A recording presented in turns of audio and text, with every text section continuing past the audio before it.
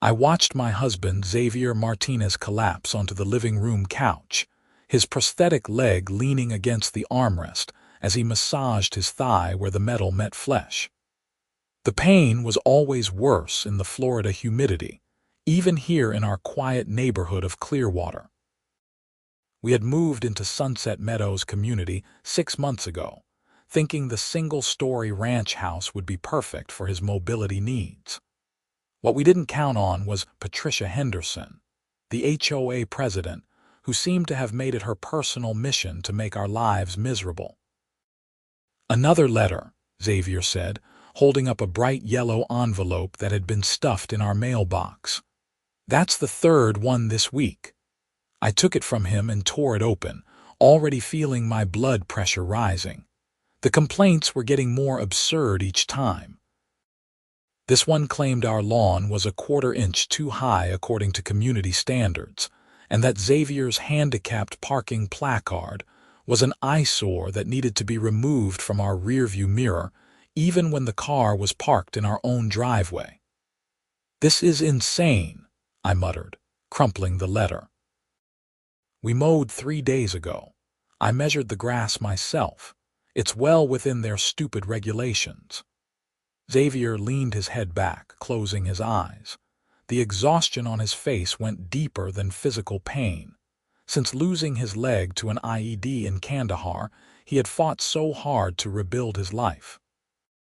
The last thing he needed was some power-hungry HOA president harassing him over fabricated violations. "Just ignore it," he said quietly. "Not worth the stress." But I couldn't ignore it.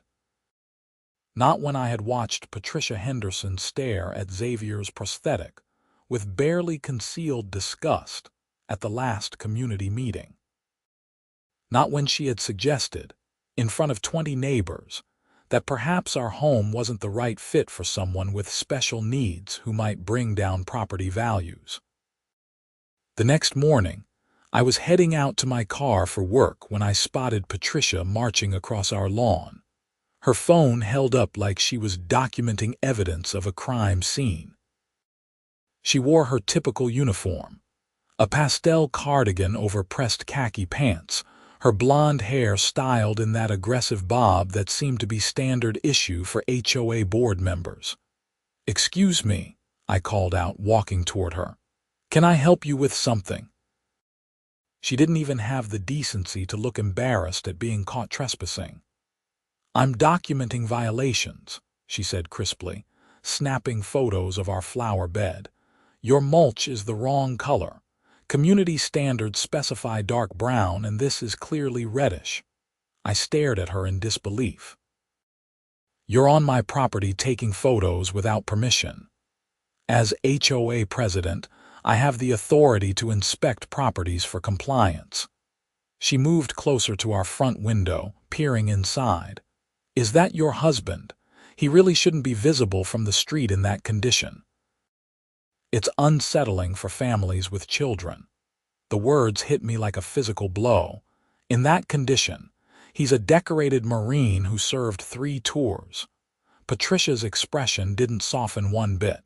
"That's very nice, but it doesn't exempt you from community standards." "I'll be sending a formal notice about the mulch and several other issues I've documented. You have 14 days to comply or face daily fines of $50 per violation." She turned on her heel and walked away, leaving me standing there shaking with anger. I pulled out my phone and called Xavier's former squad leader, Marcus "Bull" Johnson, who lived about 40 minutes away in Tampa. Bull had stayed close with Xavier throughout his recovery, and I knew he would want to know what was happening. "Marcus, we've got a situation," I said when he picked up. 20 minutes later, I was back inside explaining everything to Xavier. He listened with his jaw clenched, that familiar look of controlled anger I recognized from when he was trying not to let his temper get the better of him. "I don't want to cause trouble," he said. "We can just paint the mulch or whatever." "No," I said firmly. "This isn't about mulch. This woman is targeting you because of your disability. That's illegal, and I'm not going to let her get away with it. Over the next few days, the harassment escalated. Patricia left notices about our welcome mat being 2 inches over the acceptable size, about a small crack in our driveway that she claimed was a safety hazard, about the American flag we had displayed being the wrong shade of red. Each violation came with threatened fines and increasingly aggressive language about our failure to maintain community standards. Xavier tried to handle it with grace, but I could see it wearing on him. He started spending more time inside, avoiding the windows, as if making himself invisible might make the problem go away. It broke my heart to see a man who had faced enemy fire with courage now retreating in his own home. The breaking point came on a Saturday morning. I had run to the hardware store to pick up supplies for some minor repairs. When I returned 30 minutes later, I found Xavier sitting on our front steps, his face pale and his hands trembling. Patricia stood in our driveway, her finger pointed at him like a weapon, her voice shrill enough that neighbors had come out to watch. "You're a disgrace to this community," she was screaming. "Sitting out here like some kind of beggar, showing off that fake leg for sympathy.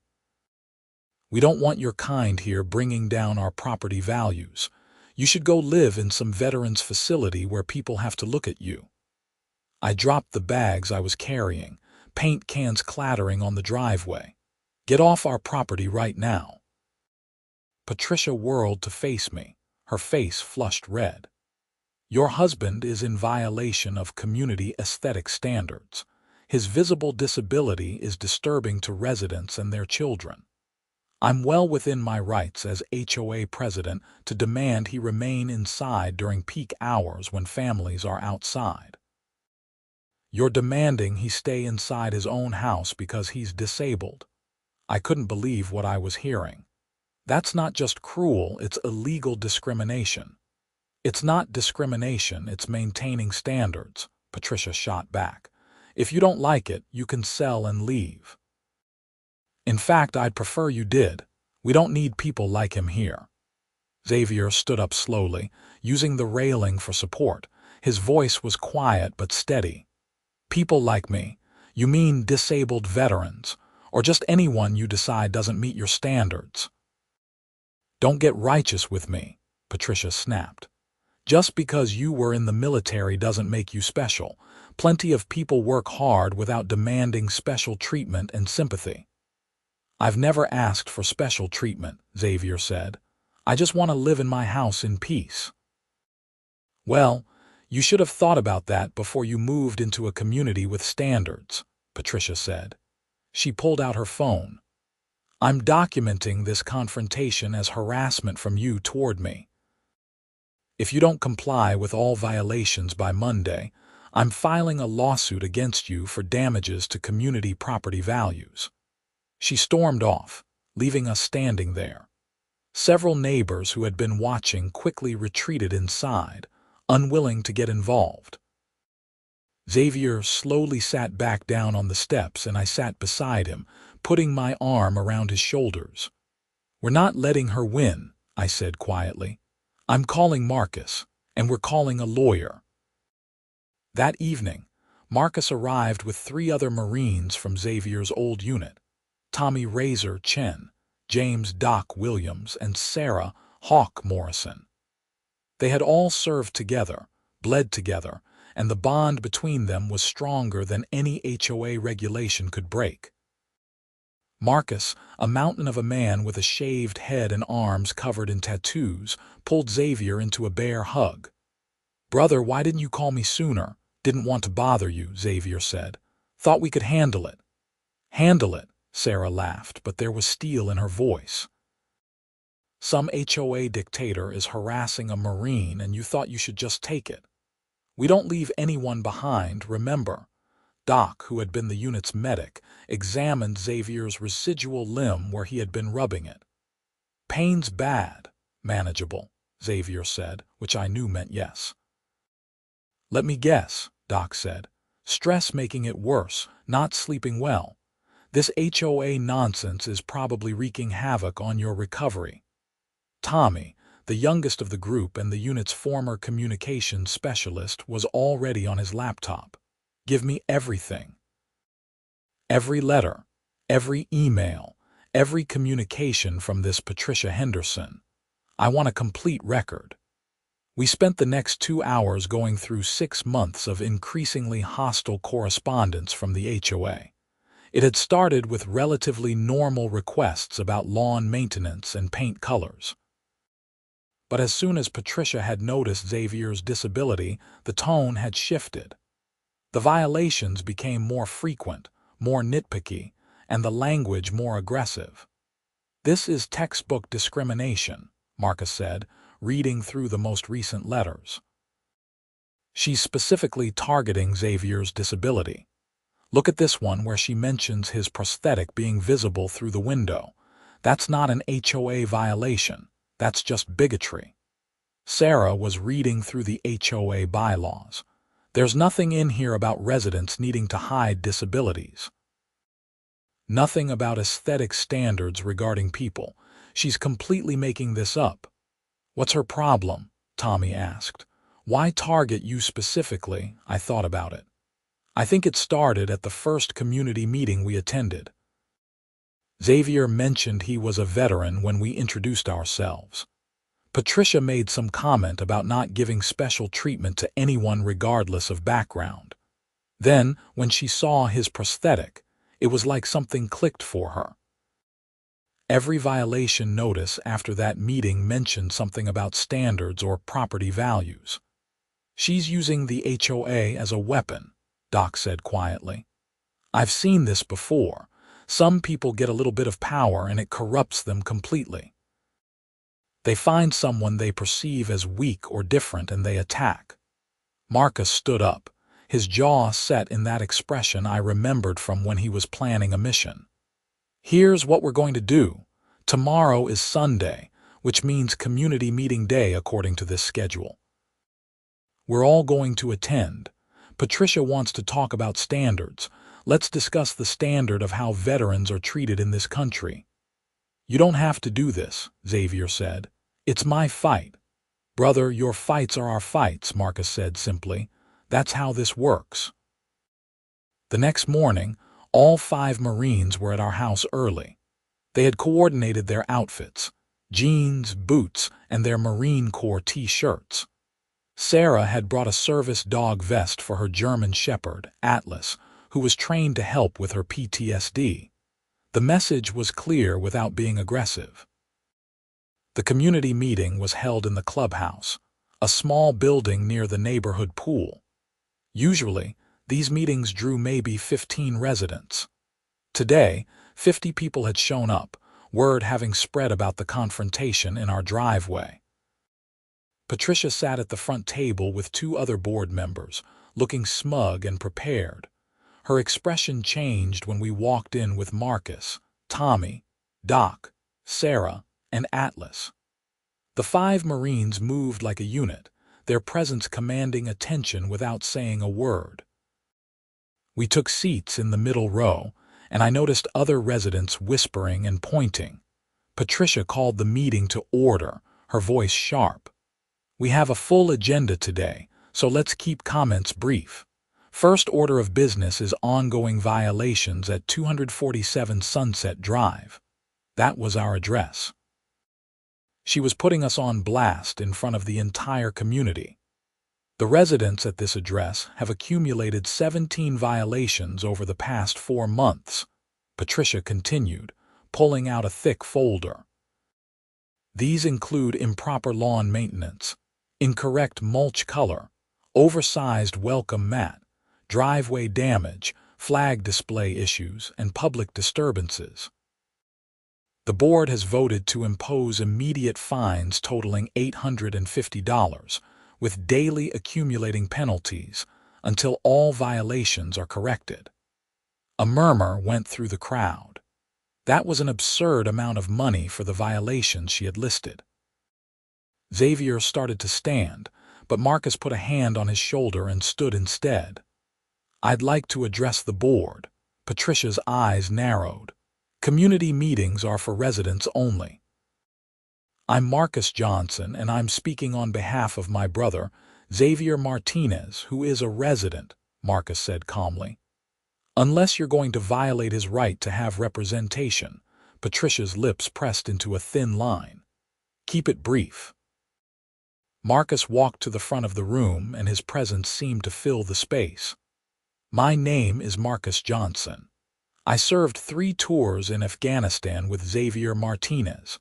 He was my point man, the guy who walked ahead of the unit checking for wides. On his 3rd tour, he found one. He radioed back to warn us, and while he was setting the marker, a second device detonated. That explosion took his leg below the knee. It also saved the lives of 12 Marines who would have walked into a kill zone. The room had gone completely silent. Even Patricia seemed unsure how to respond. Xavier was awarded the Purple Heart and the Bronze Star for valor, Marcus continued. He spent 2 years in recovery and rehabilitation. He learned to walk again, to drive again, to live again. And through all of that, he never complained, never asked for sympathy, never expected special treatment. He just wanted to rebuild his life. Marcus turned to look directly at Patricia.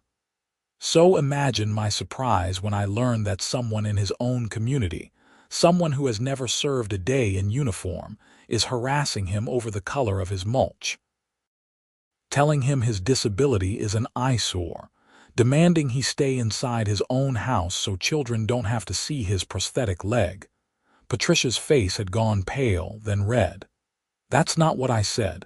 That's a mischaracterization of legitimate HOA concerns. Sarah stood up, Atlas beside her. Really? Because I recorded the interaction yesterday. Would you like me to play it for everyone? I hadn't known Sarah was recording, but apparently she had been walking by when Patricia started screaming at Xavier and had the presence of mind to document it. Patricia's eyes went wide. That would be illegal recording, Patricia stammered. Florida is a 2-party consent state for private conversations, Tommy said, standing up with his laptop. But conversations in public spaces like a residential driveway with multiple witnesses can be recorded. I looked it up. Would you like to hear the legal precedents? Doc stood next, his voice calm and measured. I'm a physician's assistant now. I've reviewed the correspondence you've sent to Xavier and his husband. The stress from this harassment is actively damaging his physical recovery. The chronic stress is causing increased inflammation in his residual limb, sleep disruption, and elevated blood pressure. You're literally making a disabled veteran's condition worse. Other residents were starting to look uncomfortable. A woman in the front row raised her hand. Patricia, is this true? Have you been targeting the Martineses? I have been enforcing community standards equally for all residents, Patricia said, but her voice had lost its confident edge. If they feel discriminated against, that's their perception, not my intention. Your intention was pretty clear yesterday, I said, standing up. You told my husband he should live in a facility where people have to look at him. You called his prosthetic leg disturbing. You told him people like him bring down property values. Another resident, an older man I recognized as living a few houses down, stood up. Patricia, I've lived here for 8 years. I've never received a single violation notice, but I've watched you leave multiple notices at the Martinez house every week. My lawn is the same height as theirs. My driveway has cracks too. Why aren't you citing me? A younger woman with 2 children spoke up. My kids have met Mr. Martinez. He was very kind to them when they were playing in the street and their ball rolled into his yard. He told them about serving in the Marines. They thought he was a hero. I certainly didn't find him disturbing. The tide in the room was shifting. More residents began speaking up, questioning Patricia's actions, pointing out inconsistencies in how she enforced rules. It turned out we weren't the only ones who had felt targeted, just the most recent and most severe case. Patricia tried to regain control. This is highly irregular. I move to table this discussion and continue with the rest of our agenda. I move to vote on removing Patricia Henderson as HOA president, the older man said. She's abusing her position and discriminating against residents. I've seen enough. You can't do that, Patricia said, her voice rising. That's not on the agenda. There are procedures. Tommy was reading from his laptop. Actually, according to your own HOA bylaws, any resident can call for a vote of no confidence in board leadership with a majority second from residents present. Looks like a lot of hands are going up. Indeed, more than half the room had raised their hands. Patricia looked around wildly, realizing she was losing control. This is ridiculous. I've served this community for 5 years. I've kept our property values high. I've maintained our standards. By bullying a disabled veteran, Sarah said, her voice cutting, that's not leadership. That's cowardice. The vote was called. 42 residents voted to remove Patricia as HOA president. 5 voted against, including the 2 other board members who had been sitting silently beside her. 3 abstained. Patricia gathered her folders with shaking hands, her face a mask of fury and humiliation. This isn't over, she hissed as she stood. I'll fight this. I'll sue every single one of you. For what? Marcus said calmly. Exercising their rights as homeowners. Good luck with that. Patricia stormed out, slamming the door behind her. The remaining board member, a tired-looking man named Robert Chen, took over running the meeting. First order of business under new leadership, Robert said. I move to dismiss all violations against 247 Sunset Drive as baseless harassment. All in favor. The vote was unanimous. I felt Xavier's hand find mine, squeezing tight. But we both knew this probably wasn't over. People like Patricia didn't accept defeat gracefully. We were right. On Monday morning, a process server appeared at our door with legal documents. Patricia had filed a lawsuit against us for defamation, claiming we had damaged her reputation by making false accusations at the community meeting. She was suing for $50,000 in damages. She's insane, I said, staring at the paperwork. Everything we said was documented. Xavier called Marcus, who arrived within the hour with Tommy. They read through the lawsuit carefully. This is what's called a slap suit, Tommy explained. Strategic lawsuit against public participation. She's trying to intimidate you into backing down by threatening expensive legal fees. We need a lawyer, Xavier said quietly. A real one. Marcus pulled out his phone. I know someone, Angela Rodriguez. She specializes in disability discrimination and has worked with veterans before. Let me call her. Angela Rodriguez turned out to be a force of nature. She arrived at our house that afternoon, a woman in her 40s with sharp eyes and a no-nonsense attitude.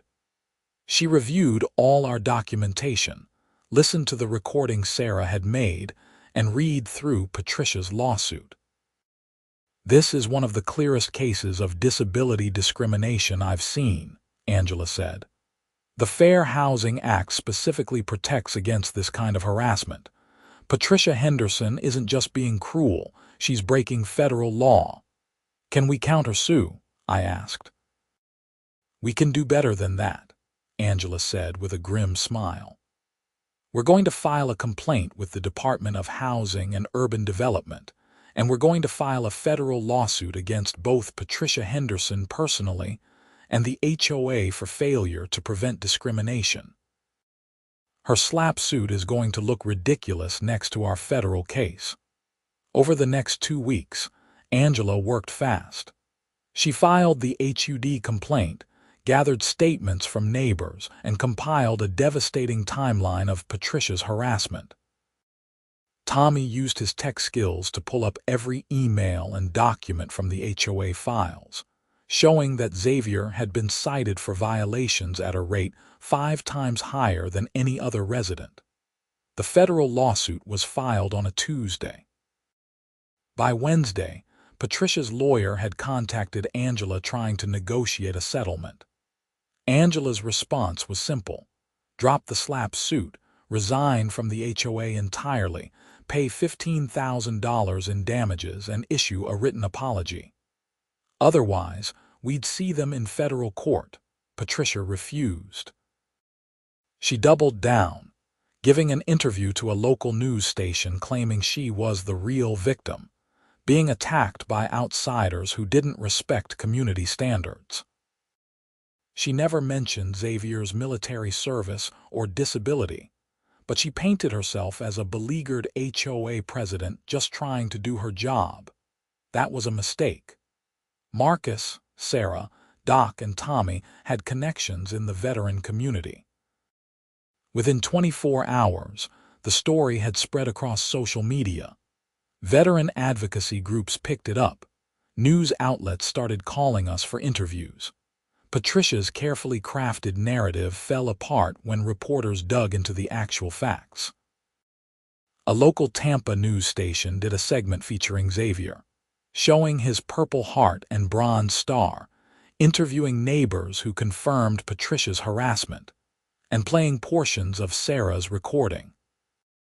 The reporter ambushed Patricia outside her house, asking her to explain why she had told a wounded veteran he was disturbing to look at. Patricia's response was catastrophic. Flustered and angry, she snapped at the reporter. "I don't care if he's a veteran. That doesn't give him the right to ignore community rules or make other residents uncomfortable with his condition." The segment aired that night. By morning, it had gone viral. Patricia's employer, a real estate firm in Clearwater, received hundreds of calls demanding she be fired. The HOA's management company received similar calls. Patricia had become the face of everything people hated about petty tyrants with a little bit of power. 3 days later, Patricia's lawyer called Angela to accept the settlement terms. Patricia would resign from the HOA, drop her lawsuit, pay damages, and issue an apology. But there was another development. "The HOA management company wants to meet with you," Angela told us. "They're concerned about liability from Patricia's actions and want to ensure this is fully resolved." We met with the management company's regional director, a woman named Michelle Sanders, at her office in Clearwater. She was professional but clearly worried. "I want to apologize on behalf of our company," Michelle said. "We had no idea the extent of what was happening." Patricia Henderson was supposed to be submitting violation reports for our review before issuing them, but she had been bypassing that process.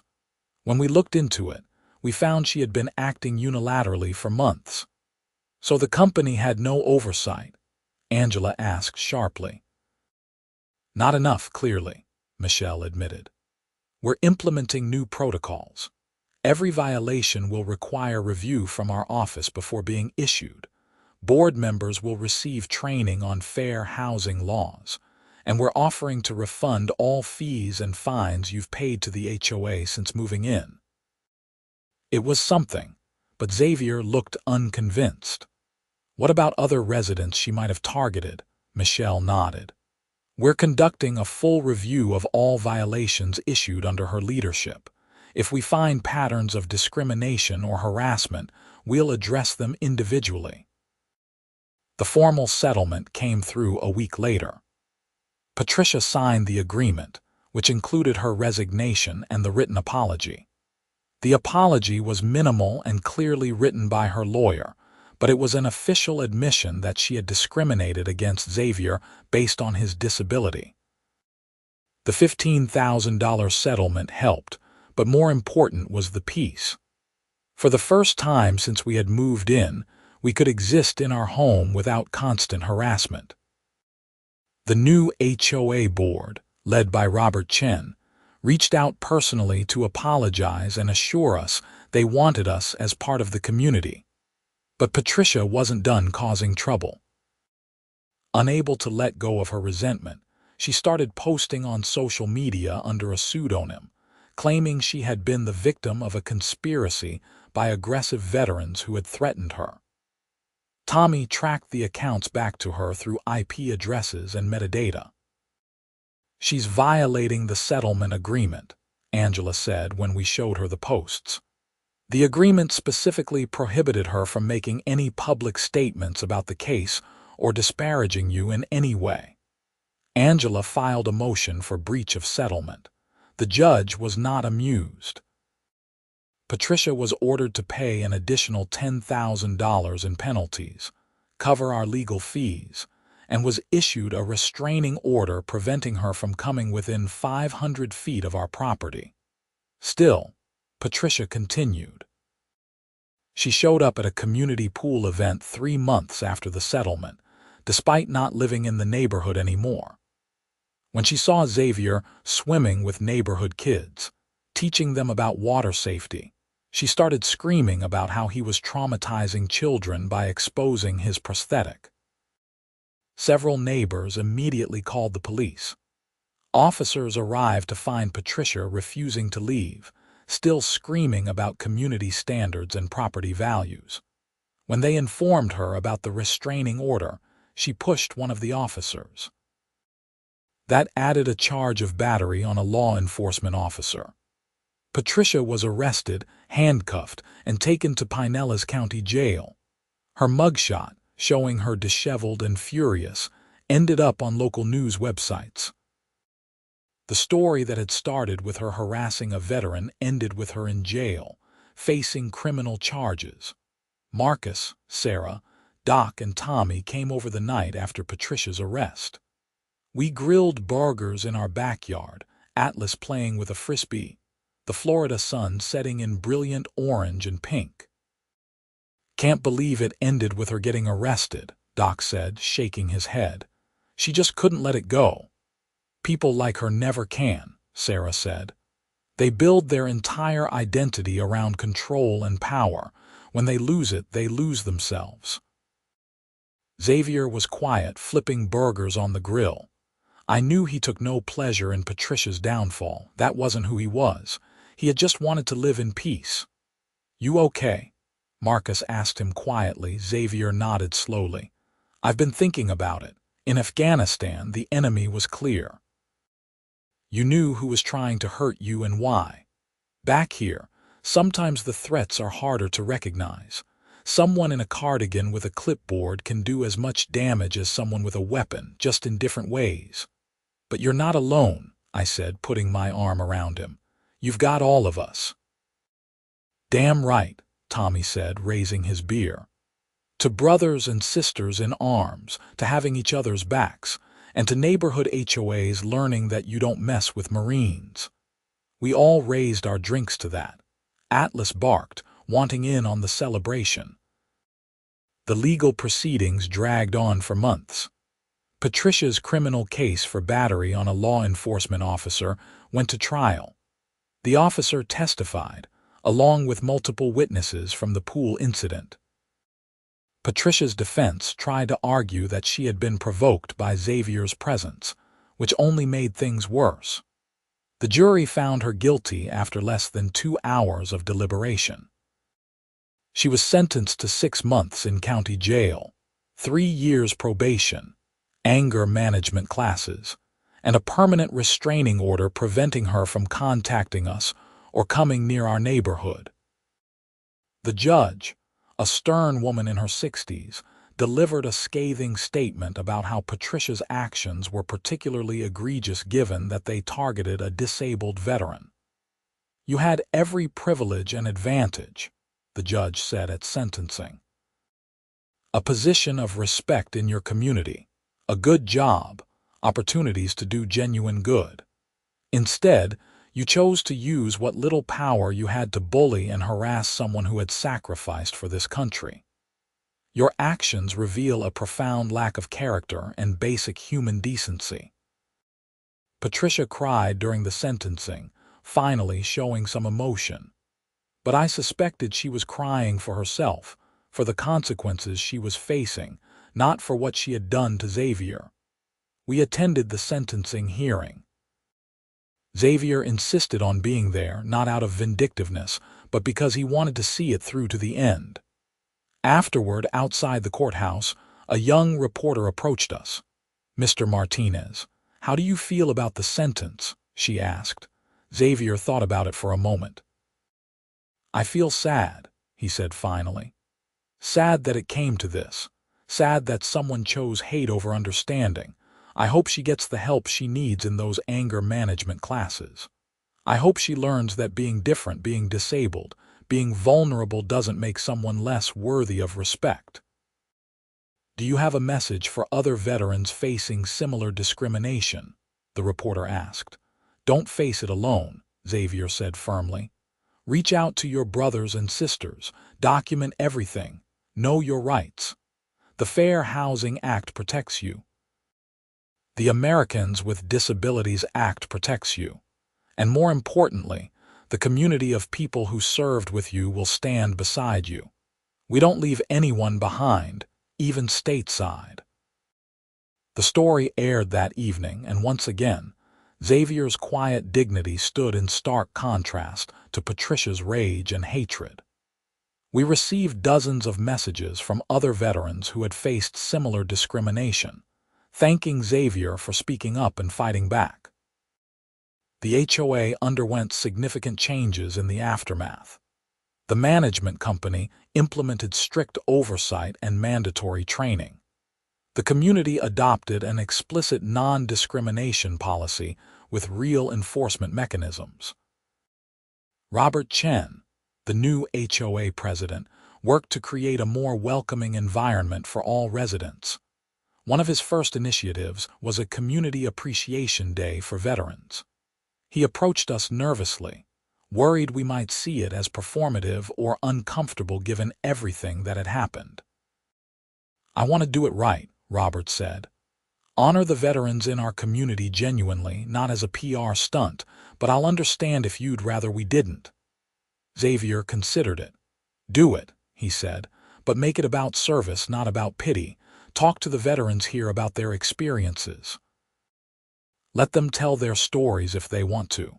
Make it educational, especially for the kids." The Veterans Appreciation Day was held on a Saturday in November, close to Veterans Day.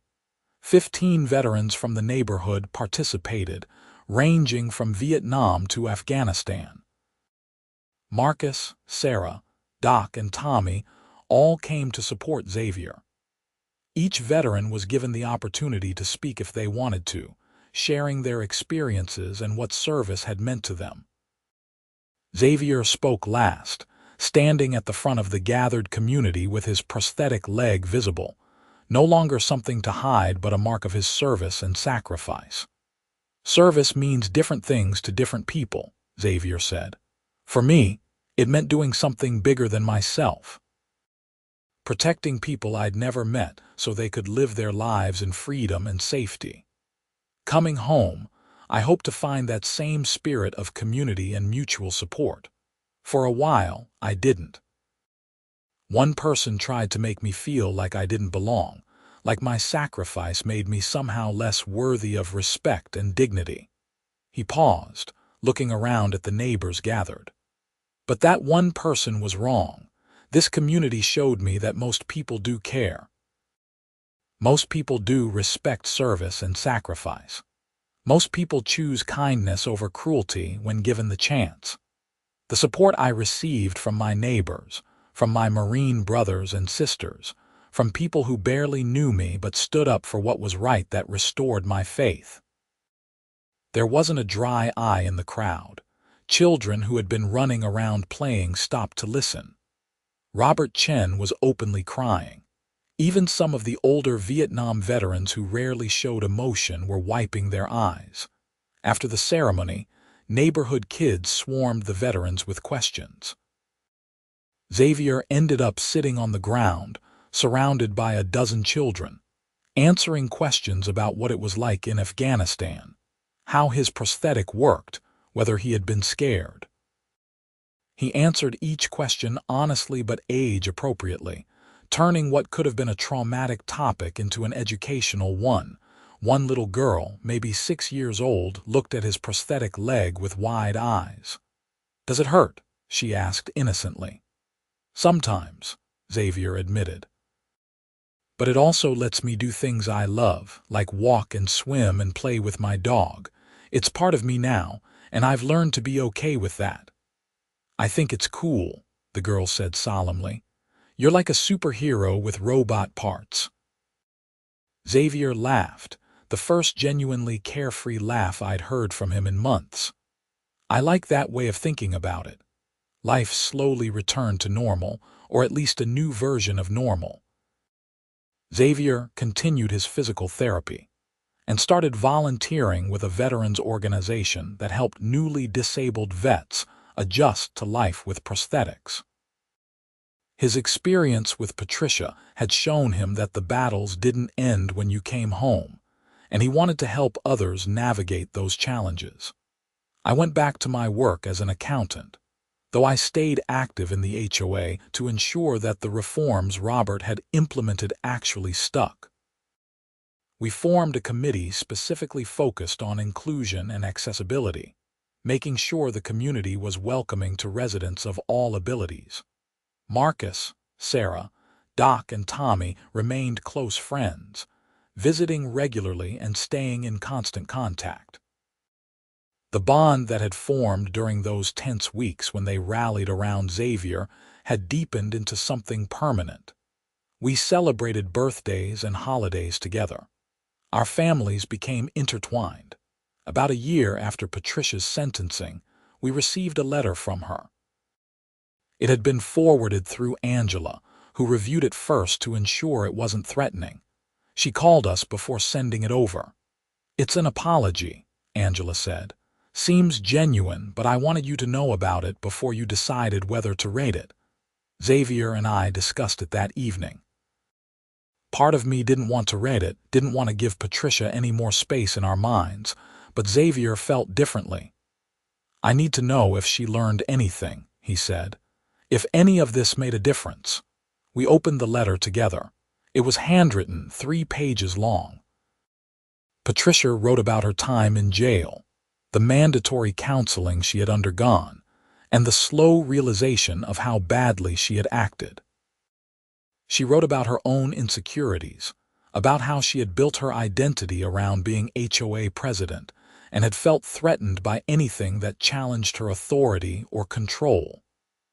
"I understand now that what I did wasn't about property values or community standards," she wrote. "It was about my own fear and prejudice. I was afraid of disability because it reminded me of my own mortality and vulnerability.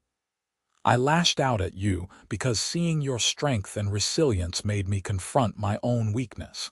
That's not an excuse, just an explanation. What I did was inexcusable." She went on to describe how she had lost her job, her standing in the community, most of her friends, how she was in therapy working through her issues, how she had started volunteering with a disability rights organization as part of her probation, and how that work had opened her eyes to the reality of what disabled people faced every day. "I know I can never undo the harm I caused you," the letter concluded. "I don't expect forgiveness. I just wanted you to know that I'm trying to be better, that your courage in standing up to me, even when it must have been exhausting and painful, changed my life. I hope you're doing well. You deserve every happiness. Patricia." Xavier read the letter twice, then set it down carefully. "What do you think?" I asked. "I think people can change," he said slowly. "I think sometimes it takes losing everything to realize what really matters. I don't know if I forgive her. I'm not sure that's something I'm ready for, but I hope she means what she says. I hope she does better." We didn't respond to the letter. Some things didn't require a response. We filed it away and moved forward with our lives. 2 years after we first moved to Sunset Meadows, the neighborhood had transformed. The new HOA leadership had created a genuinely welcoming community. Property values had actually increased, contrary to Patricia's fears, as the neighborhood gained a reputation for being inclusive and supportive. We had become friends with many of our neighbors. The older man who had spoken up at that crucial meeting, Henry Wilson, became a regular dinner companion. The young mother whose kids loved Xavier, Jennifer Moore, organized playdates and block parties. Robert Chen, the HOA president, became not just an administrator but a genuine community leader. More veterans moved into the neighborhood, attracted by the supportive environment. A retired Army sergeant named David Hughes bought the house 3 doors down. A former Navy corpsman named Lisa Patterson moved in with her family across the street. The neighborhood veteran population grew, creating an informal support network. Xavier thrived in this environment. His physical health improved with reduced stress. He started participating in adaptive sports, including swimming and cycling. He became a mentor to younger veterans adjusting to disability, sharing his experiences and the lessons he had learned. One afternoon, about 3 years after everything had started, we were sitting on our front porch watching neighborhood kids play in the street. Xavier's prosthetic was visible as it always was now.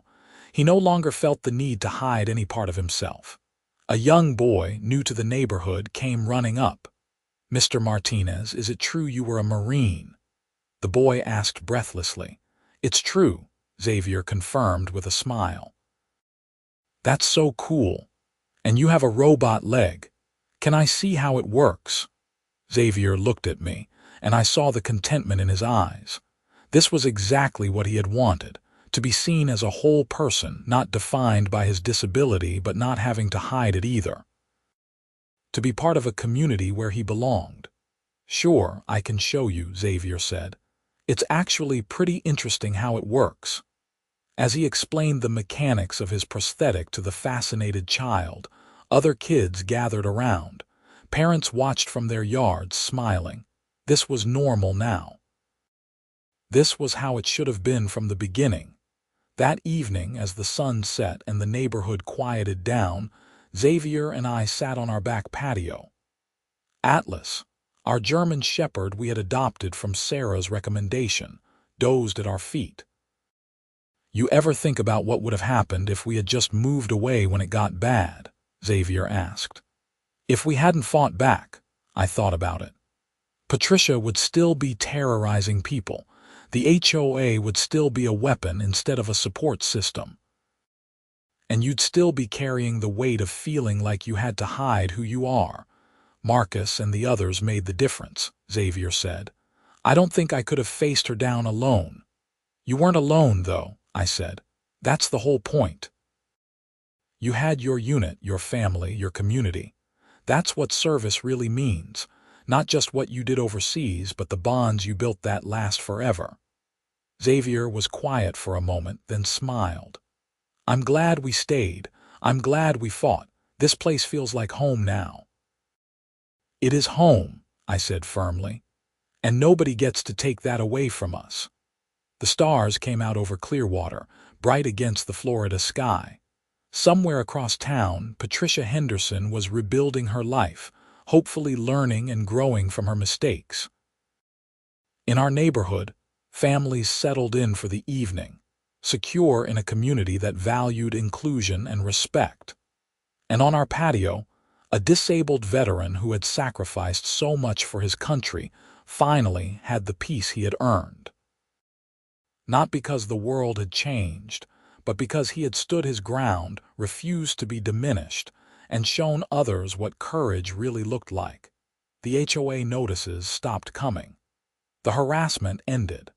The threats and intimidation became distant memories. What remained was a home, a community, and the unbreakable bonds of people who refused to let injustice stand. Years later, when people ask me about that time, about Patricia Henderson and the battle we fought just to live in peace, I always told them the same thing. Darkness exists, but so does light. Cruelty exists, but so does courage. For every person who tries to diminish others, there are more who will stand up and say no. Xavier had served his country in Afghanistan, facing enemy fire and losing his leg to save his unit. But his service didn't end there. By standing up to discrimination, by refusing to be ashamed of his disability, by showing that veterans deserve respect and dignity, he served again. And this time, his battlefield was a quiet neighborhood in Clearwater, Florida. His weapons were truth and persistence, and his victory was the right to simply exist in peace. The Marines who showed up that day, who stood beside him when he needed them most, proved that the bonds forged in service transcend time and distance. They demonstrated that fighting for what's right doesn't end with the uniform. And they showed a petty tyrant that some people, some principles, are worth fighting for no matter the cost. In the end, home wasn't just a house in a neighborhood with an HOA. Home was the people who stood beside you, the community that welcomed you, and the peace that came from knowing your worth wasn't determined by anyone's prejudice or fear. Xavier Martinez, disabled veteran, Purple Heart and Bronze Star recipient, husband, friend, and neighbor, was home. And nothing could take that away.